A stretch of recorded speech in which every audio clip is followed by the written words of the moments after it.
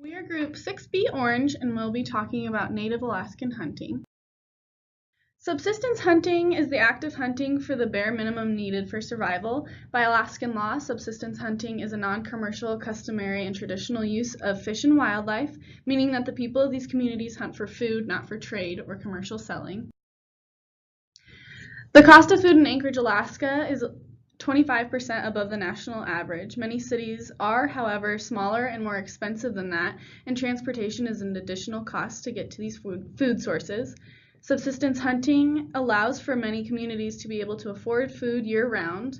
Although we will mainly speak about subsistence hunting in marine mammals, it is important to acknowledge that this type of hunting by weight only encompasses 14% of subsistence hunting in Alaska. Aboriginal groups across Alaska have a spiritual connection to whales in particular. Whales are emotional beings able to share information with the rest of the pod. These groups believe whales choose to give their lives to worthy hunters that take care of their equipment and crew and will respectfully handle the whale's body so that it can be reborn or enter the afterlife. The top picture is of a wood amulet carved in the shape of a bowhead whale viewed from above the water. They are placed in the bottom of boats to flatter and attract whales to hunters. The whale is central to Aboriginal life. Whaling is significant to rites of passage from adolescence to adulthood and passage to the afterlife. The whale is celebrated by the whole community. All parts of the whale are used and everyone in the group is fed. Unfortunately, due mostly to ignorance regarding the practices of subsistence hunting and of the Native Alaskan traditions and spiritual beliefs, many Americans have a negative view of marine mammal hunting. These are examples of mental images many people conjure of the adorable Arctic marine mammals that are slaughtered by Native Alaskan hunters. Opposition to the hunting of marine mammals is widespread and usually emotionally charged.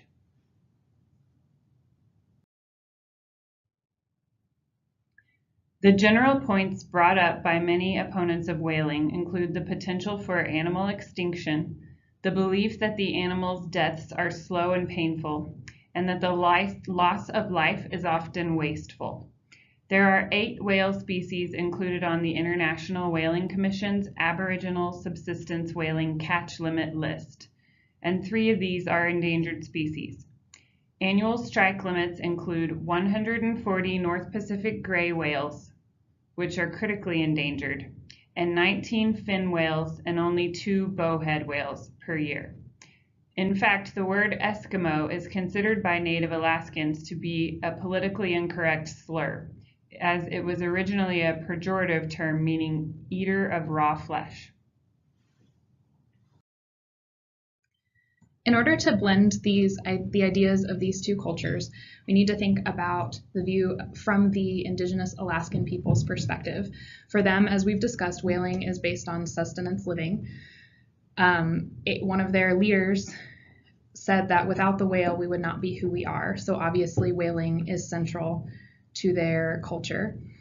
In addition, global warming threatens these practices because of changes in the amount of ice and the changes in the length of the seasons.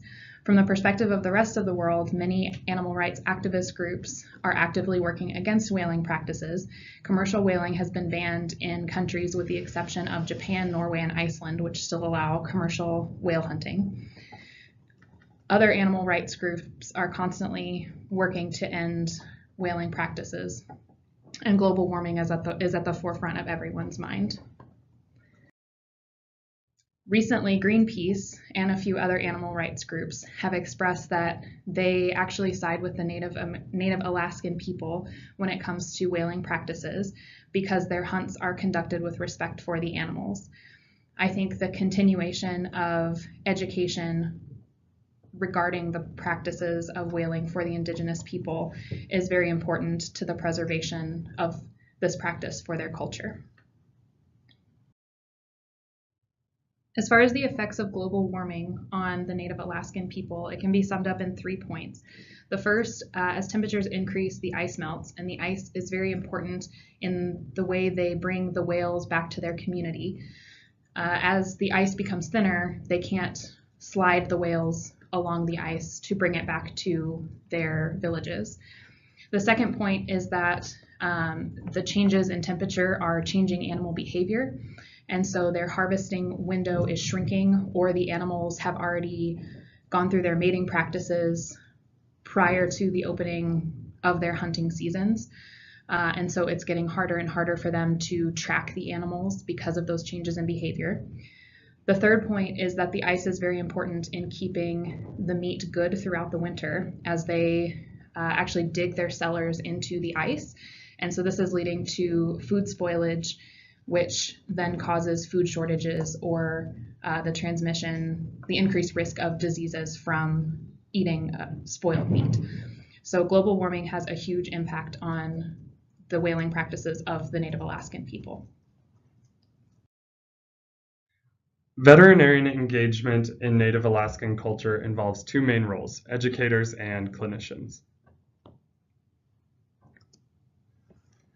There are several diseases in which zoonotic transmission has recently been highlighted as a concern. These are Brucella seti and Brucella pinnipedalis, which are bacterial agents in whales and seals, as well as Trichinella, which is a nematode parasite in many species, notably walruses.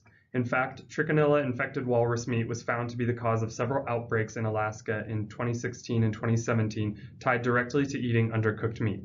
Veterinarians need to be involved in public awareness of clinical signs of trichinellosis, which include diarrhea, abdominal pain, fatigue, nausea, and vomiting, as well as signs of brucellosis, which include joint and muscle pain, fever, weight loss, and fatigue. Human physicians and their patients need to know that these symptoms following consumption of undercooked marine mammal meat should be taken seriously. Additionally, we need to make these communities aware of the signs that may indicate their hunted meat was infected with these organisms. Brucella-infected marine mammals may have red to purple bumps on their skin, which sometimes ooze if broken. Trichinella is subtle, with no gross lesions.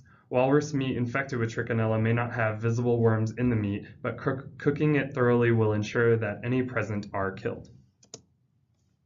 Besides being educators, vets in Native Alaskan communities serve as the classical role of clinician. Of particular note is the role of veterinarians for sled dogs. Whether they are used for hunting or sport, there is a high number of dogs associated with this practice in Native Alaskan communities. Veterinarians in these areas need to be knowledgeable of the types of issues these dogs may present with. Brucella and Trichinella are transmissible to dogs as well as people, so vets must know if their patients have had contact with raw marine mammal meat, just as our human companions. Vets need to be well versed on the joint and muscle injuries that can occur following a long race and be able to give diet recommendations that will ensure bone and muscle integrity. Finally, vets need to make the Native Alaskan communities which they serve aware of the recommended vaccines in the region, which include rabies, distemper, and parvo at a minimum. This concludes our presentation on Native Alaskan hunting. We hope that you enjoyed it and learned a little bit about this fascinating community.